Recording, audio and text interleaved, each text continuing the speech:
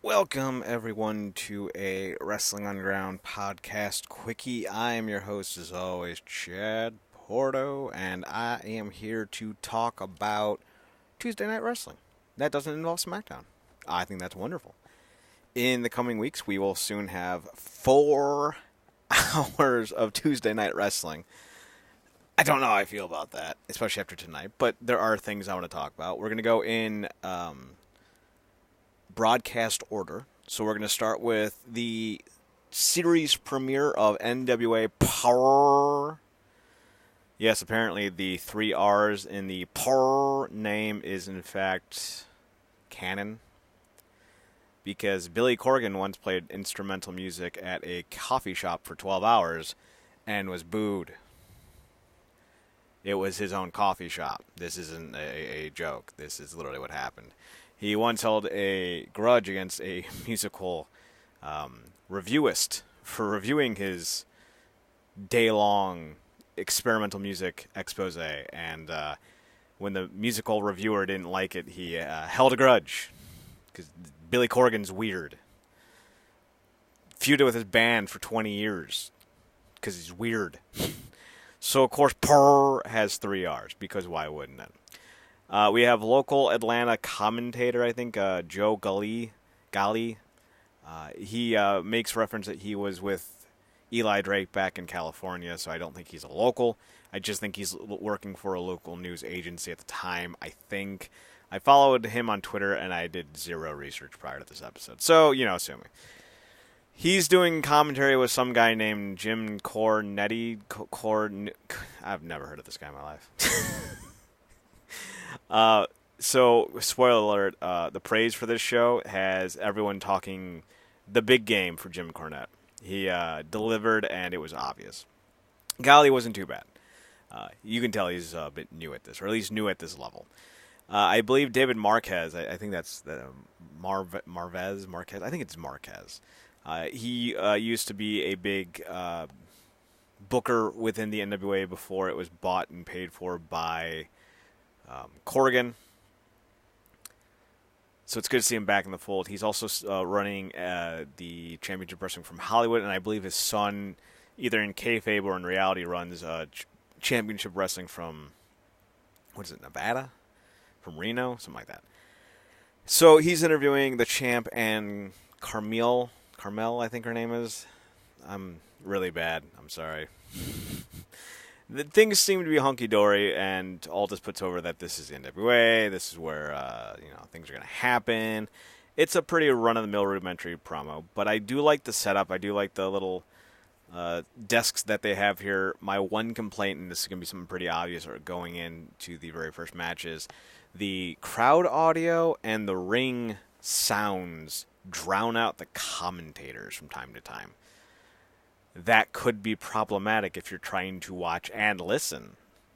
So I would either do commentary taped or tune down the mics that are on the ring and audience and tune up the mics that are on the commentators. Just a little piece of helpful advice. Your first match, and they do this aesthetic, this old school Dawson's v. Renaro and Bucks aesthetic. They do this little situation a few times, but they don't do it for every match. So, consistency? The Dawsons get the pretty easy win. It's pretty obvious going into these matches who's going to win, with the exception of the main event, which is fair. I don't have a problem with that because you need to put over your stars. You need to put over the guys you want to build around. You're not booking for the TV show. You're booking for the big events. If I remember correctly, they want to have a pay-per-view in December, I think is what they said. I'll have to double-check that. But they are building to a pay-per-view event of sorts, probably via streaming on Fight TV. So they want to get as many of their top guys over, which is, hey, this is what you do. You feed a bunch of junkers to your stars, so your stars look better, so then you can have your stars collide and you get the money. It's a simple process that a lot of promotions no longer do anymore because they're all following the WWE model. Don't follow the WWE model. They don't know what they're doing. The Dawsons looked fine. They then cut a promo. They sounded fine. They have a lot to prove. They're not exactly homegrown guys. They're not exactly guys that you're going to recognize off the bat. A lot of fans in the area knew them and spoke highly of them, but they're on a whole nother level now, so they're going to have to up their game. Unfortunately, with a squash match, one downfall is you don't actually get to see just how good someone can be, just how good someone is supposed to be. You get this idea of what the promoters want you to see. The quick victories are supposed to go to adding to the aura and the aesthetic, which is what you're supposed to be doing. But with a newer team like this, it's hard to break them down when you see them.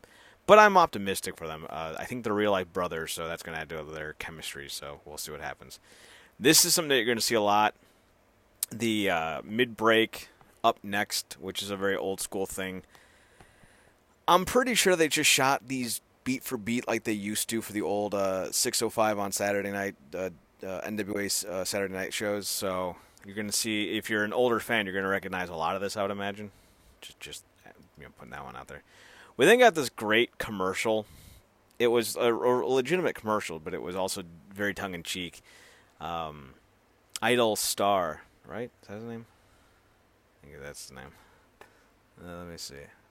Austin Idol, my bad. Idol Star is not a thing. Austin Idol. He talked about his pro wrestling college. He did this great little promo. He's like, come here if you want to make the monies. And it was all right. It was charming, and I appreciated that. We then get Eli Drake's first spoken words under the official NWA banner, not under the Ring of Honor banner alongside the NWA. So seeing this was pretty cool. He made mention that a lot of pro wrestling companies have a lot of little boys running around, while in the NWA you have men. And I was just like, okay, that's cute. Put over yourself, I guess, whatever. It was a fine promo. It's Eli, so anything he does, audibly speaking, is always worth your time to check out. We then get Eli versus Caleb Conley. Not much to say about this. Again, this was another modified squash. It wasn't 2.5 minutes long. I think it went about 5 or 6, but it was done to put over Eli Drake, and that's exactly what it did. There's no complaints I have about this. It did its job, and Eli looked good going over. And this is the kind of wrestling he wants to be doing more of, so this is a promotion that I think he's going to have a lot of fun with, hopefully. Post-match, Josephus, who looks radically different. He used to have, long hair, way long hair, down to here. You can see that. His beard also used to be a lot longer, but I think he lost a hair versus hair match to... who was it? Tim Storm, I think? So he's calling for Storm. Then James Storm walks out. And James Storm's like, hey, you got the problems? And then they start fighting. Okay. For reference, Josephus has always been kind of billed as one of the NWA's monster heels. So just keep that in mind. We then get a non-title tag team match between the Wild Cards, the tag team champions, which is, I forget his name, but it's Bram, Thomas Latimer, and his tag team buddy, taking on Danny White and Mims. I don't know. I don't remember which one Mims was, but sign him alone for the name. That was great. Again, another squash match. That's fine because the pace is being kept. You're not sitting forever watching these matches. You get to see the top guys go over, and you start to have conversations about who you'd want to see eventually down the road. Then you get Thomas Latimer's tag team partner and Thomas Latimer having a confrontation with Kingston. And Kingston's all like, "Brrr," and Thomas Latimer's like, "Brrr," and Kingston's like, "We were in a stable together," and Thomas Latimer's like, "I was married to Charlotte Flair." Kingston's like, "I don't know what that has to do with anything." And this guy's like, "Rrr." I don't know. I don't know what's going on here. That skit got away from me. Kingston did reference the fact that Latimer knows about who Kingston is, and if you remember, Kingston, Latimer, and James Storm, all members of the NWA, used to be in a stable together in Impact Wrestling. Their name escapes me because it was terrible. They wore white masks, and Kingston was so underutilized. Then Homicide rolls up, and he's all like, "Prah, prah, prah, prah, prah." And then they fought. Super on the ball with this review. Then Storm and Josephus start going at it again, just randomly as these two teams were being held back. These two started going at it again, and look, it's Crimson. How you doing, buddy? I don't know who this is. I thought I did, but I don't. So Josephus and James Storm starts going at it. Then we cut to a commercial, and if you don't recognize this gentleman, you'll recognize those eyes. For they see everything. This is the "it's still real to me, damn it" guy. He's now doing commercials for the NWA. So that's the thing. We then go back to the ring. Storm and Josephus have been signed for an official match, and it goes about as long as that recap of the commercial did. Again, Josephus used to be a giant heel. Took Nick Aldis and Tim Storm to 20-minute-long brutal bouts. Had an empty arena match with Tim Storm in the Impact Zone. James Storm beat him in like 5 seconds. It was disappointing. Tim Storm then comes out for the pre-match promo before the main event. Talks about how his mother, 94 years old, is wanting to see him get another run. And then we go to the ring. The one cool thing I'll say about this match was they really emphasized Tim Storm as a character and as his journey unfolds. Apparently Storm is on to his last title opportunity. He will not be given any more after this one, and I think he's only ever had 3. The one he won, the rematch, and now this one. So, that seems a little bit unnecessary. The kind of running idea is that Storm might retire after this match. The one thing, though, that I really liked, and this is what made Cornette so likable for me as a commentator, was he really put over Tim Storm's journey. He was a journeyman wrestler. Never got over on the big one. On his 51st birthday or whatever, it wasn't his birthday, but in the 51st year of his life, he had the opportunity to wrestle for the title, and he capitalized. He was older than Lou Thez when he won the belt for the first time. It was this big to-do. They really did a great job putting him over on commentary, and the match was really solid. It went about 14 minutes, I think. A lot of great dynamics. Storm pulled out all the stops without going too far. There was a spot near the end where Aldis hit Camille with a clothesline after Storm ducked out of the way. Storm hit Nick Aldis with a low blow, and the ref wasn't looking. That was cheeky. He also tried to get the win with a few cross bodies from the top rope. Eventually, Aldis would hit an inside cradle and get the win. He then cuts a promo saying that the NWA stands for not without something. I forget. Aldis puts over Tim Storm as a legit guy, true vet, deserves everything good that's ever come his way. So that was a pretty cool moment. But then the commentator asks Camille, "Hey, you got hit by that clothesline. How you feeling?" And Storm's like, "She's fine." He's like, "Well, I think she can speak for herself." And she's like, "Can I?" Anyone else think she looks like Sienna, Allison Kay? I don't know why. I just think she does. I'm trying to think who else she looks like. She looks like she wants to talk to my managers or what she looks like, but hey, whatever. Overall, I would give the first show a B. Mostly because I thought the audio issues with the ring and the crowd constantly drowning out the announcers was a bit bah. I'm also not a fan. If you look at the perspective of the camera, it's pretty low, and I'm not a fan of that. I would jack it up some so you are actually closer to seeing the top rope a little bit lower in your screen. Like right where the middle rope is where I would like to see where the top rope is. It just gives you a better vantage point from my point of view. But these are nitpicks. These are little, minor points that you can either, accept or not accept. I doubt they're going to change too much. But the audio needs to be fixed. Like, that's not even in dispute. My perspective, my personal opinion on the perspective doesn't matter. That's just my opinion. But the audio stuff needs to change. That's not even a debate. It was bad. So they're teasing some dissension between Camille and Nick Aldis. What is this hair? Seriously, you have a 7 head. Look at this shit. Right here to right here. And then you go along this. 7 head. Not even in dispute. Mathematically, a thing. Right after that, though, we go right into AEW Dark. I generally liked NWA Powerrr. I thought NWA Powerrr was really good. I am not as high on AEW Dark. First and foremost, where is everyone? There's supposed to be people working. Where are they? They're not here. They don't exist. This is a green screen, and it looks terrible. How do I know it's a green screen? Look at Tony Schiavone's shoes. This is a screen grab. This is how terrible this looks. They're not even on a black floor. You can tell that this is a green floor. Look at how terrible that is. It's so bad. I hate that. Just build an actual set. It costs $5,000. Stop it. Stop it. Schiavone welcomes us to AEW Dark, talks about it's a big night in wrestling and blah, blah, blah. He then reminds us that all the 4 matches we'll be seeing were recorded last Wednesday. So these are 6 days old. So why are we watching them in the first place? That's a problem. We then go to the first match. It's SEMA versus Darby Allin. Excalibur's on commentary with Jim Ross. I did hear Schiavone early on, but I think he dropped out eventually. I don't know why.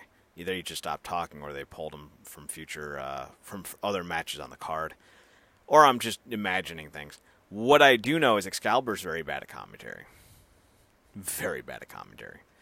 He's an indie dork. Like, that's the best way to describe him. He's friends with Cody. Cody's already said that he's willing to hire his friends over more qualified people. That's not an exact quote, but it's a fair what's the word I'm looking for? Fair surmising of what Cody said. I don't think Excalibur's very good. I think he's very likable. I think people like him in the industry, so they talk him up, and because a lot of fans are afraid to speak out against the professionals, they don't comment on the quality of well-liked individuals within the wrestling industry. Excalibur's not good at his job. It's just a simple fact. SEMA's completely ruined in this company. His meteor finisher doesn't put anyone down. Darby Allin does a lot of dumb things in the ring. This was a bad match. They try to do these things in AEW where they try to highlight these dumb, nonsensical moves that don't do anything, but make them look cool. And it's really jarring to go from a bare-bones, gritty, grind-out product like NWA Powerrr and looking at this polished, superfly, fancy-pantsy AEW Dark. One was getting by on storytelling and characters. The other one's trying to get by on shocks and ahs and moments. If you were to ask me to watch a 2-hour show right now, I'm watching Powerrr and not AEW Dynamite. I'm being very honest about that. And I'm pulling for AEW. That doesn't mean that they are succeeding in earning my fandom.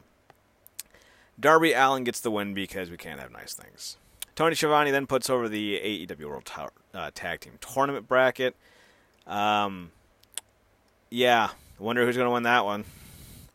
Wonder who's going to win that one. They get a bye. Wonder who's going to win that one. So, whatever. We then go to an 8-man tag. It's Pentagon, Phoenix, Angelico, and Jack Evans against Private Party. One of them is named Isaiah Cassidy. That's going to be important here for a moment. I forget his partner's name. Chuck Taylor and Trent Beretta. This was a fine match, but it was long and a bit botchy. And Orange Cassidy, who you can see right here in the corner, it's Where's Cassidy? There he is. At certain points throughout the night, Excalibur calls Orange Cassidy Isaiah Cassidy, causing some confusion. So, I don't know what's going on. I don't know why Excalibur has a job. With Tony Schiavone and Jim Ross on the booth, and with, what's his name, Golden Boy available, you could go and hire D'Angelo Dinero. Like, you don't need to settle for someone who's so just D-lister in quality. This was not a great match. If I remember correctly, Pentagon and Phoenix get the win. I wasn't a fan. It was sluggish and drawn out, and I understand why this was a dark match. But wait, there's more. So we then go to a women's tag match. It's Penelope Ford and Will Ospreay's girlfriend, I forget her name off the top of my head, versus Dr. Britt Baker and Allie. And I'm going to be honest with you, this match sucked. First and foremost, the level of athleticism between men and women, at least in terms of where talent are, is still very different. B. Bracely? Breesley. Bree Breesley. Bae Breesley? Bae, her name's Bae, B-E-A, and I think her last name is Breesley. Bae Breesley. There it is. Women's wrestling is basically, even though it's been around for 80 years, it's basically been rebooted 20 years ago. Women started to get trained properly. You started to see more dynamic competitors like Sarah Del Rey and Daisy Hayes come out of the indies. You now see amazing top talent like Tessa Blanchard and Jordan Grace, who are super athletic. Sasha Banks, super athletic. Even Charlotte Flair, super athletic. But the talent pool for women isn't where it will be in 10 or 15 years. So you don't have a lot of the same high-caliber athletes in the women's divisions that you would have in the men's divisions because there's just not as many women who had gotten into wrestling 10 years ago who are ready today. Again, in 10 years, it's going to be a different story. But when you look at this ring, there isn't a single athlete besides maybe Bae Priestley that is worth a damn. I don't mean to be harsh, but this was a bad match, and it was bad because the athleticism was gone. Britt Baker's nothing to shake a stick at. Yeah, I hate to break that to you. I already forget her. Penelope Ford. She's not very agile or athletic. She's kind of clumsy. And as much as Allie is a great character and a great persona, she is a bad wrestler. There was a spot where I think it was supposed to be Allie tackles... Penelope's supposed to tackle Allie or vice versa. And they fall before they even make contact, like 2 feet before each other. And it was supposed to be a breakup. I think Bea had Britt Baker in a pinning situation, or may have been vice versa. And one of the other tag partners, be it Ford and Allie, were supposed to break up the pinning attempt, and they both missed. And the match just kind of kept going. And I was like, that was fucking atrocious. The match went for maybe 11, 12 minutes, and it felt like 50.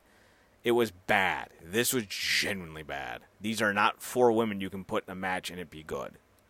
Maybe you can do Bae versus one of the 3 of them in a singles match, but even Bae Priestley isn't that talented compared to where some of her contemporaries are. I mean, think about how good Tessa Blanchard is.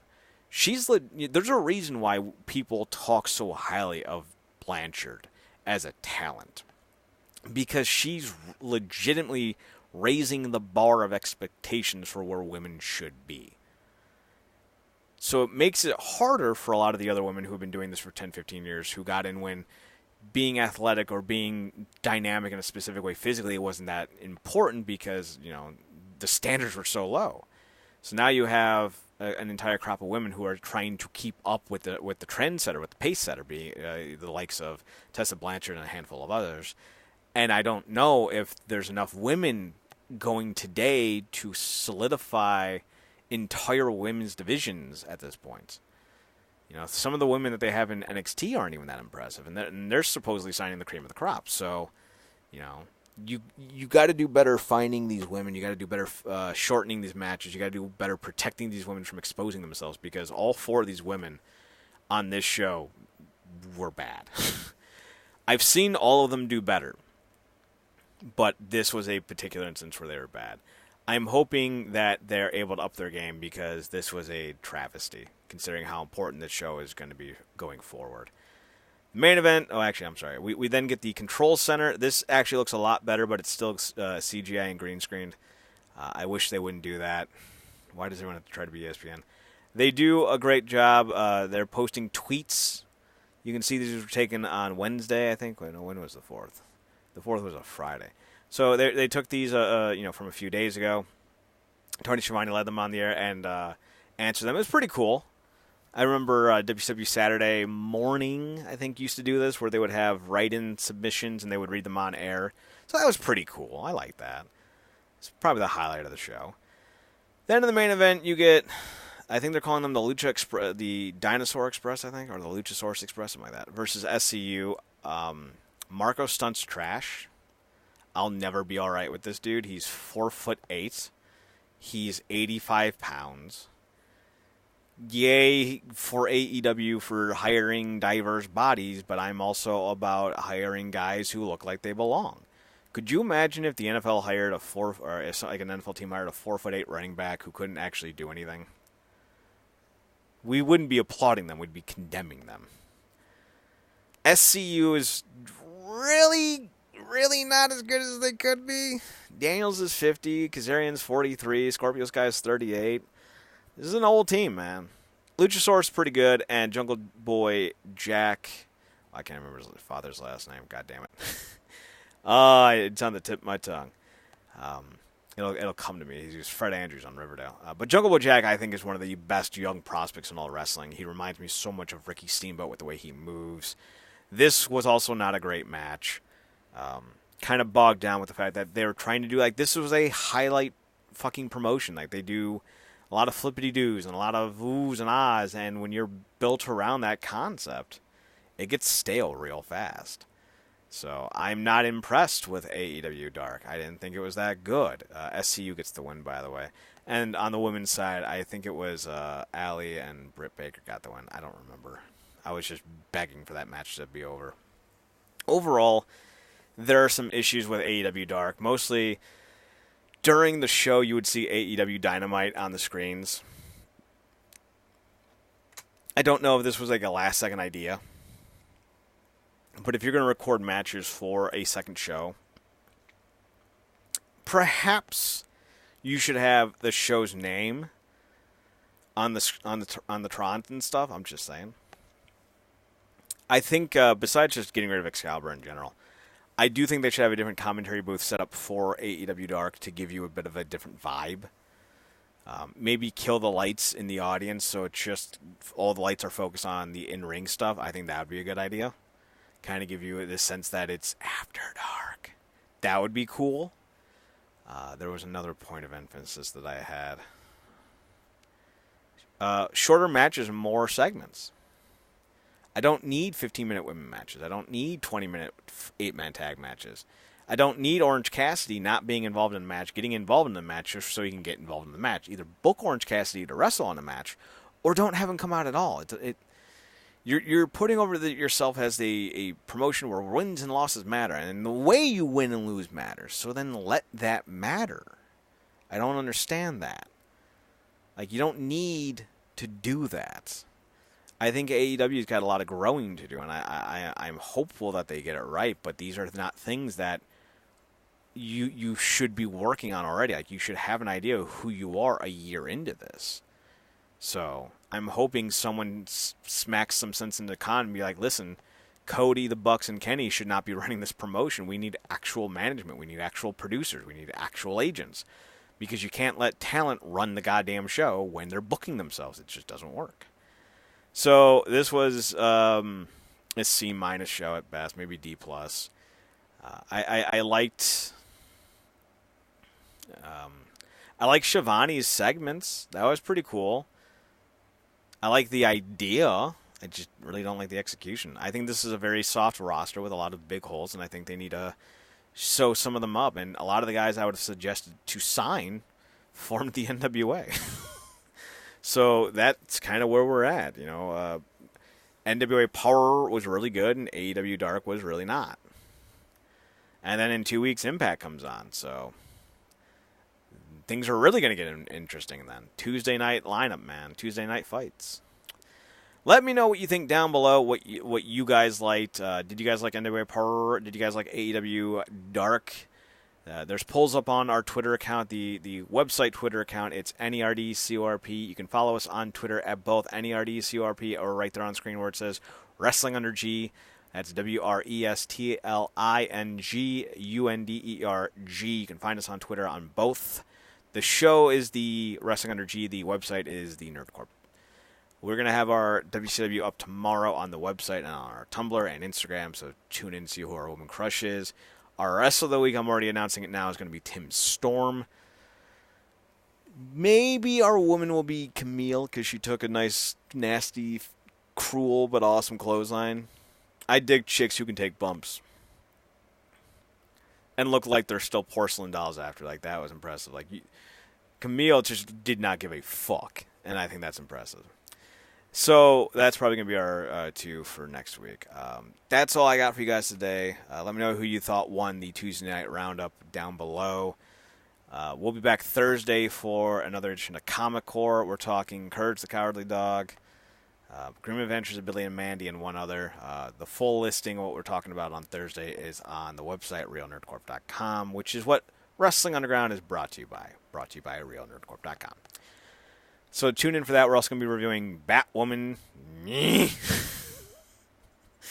as well as talking other comic booky news. So that's Thursday, 9 p.m. Eastern Standard Time at twitch.tv/realnerdcorp. So for once again, I'm Chad Porto. This has been a Wrestling Underground Quickie. Tune in Thursday as Marcus Screen and myself come back for comic news and commentary. And see you guys Thursday. Have a good night.